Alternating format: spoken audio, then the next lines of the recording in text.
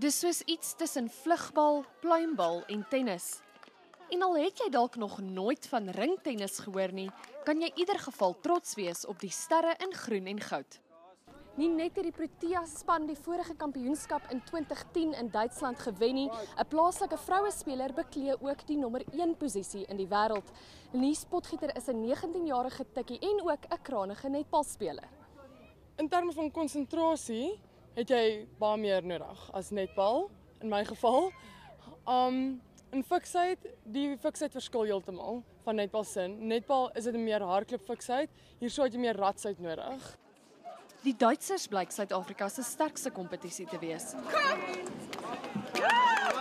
Maar hulle sê dit is ook daar steeds 'n ontluikende sport wat nou eers sy voete begin vind. This sport is a sport which challenge you at all, your whole body, yeah.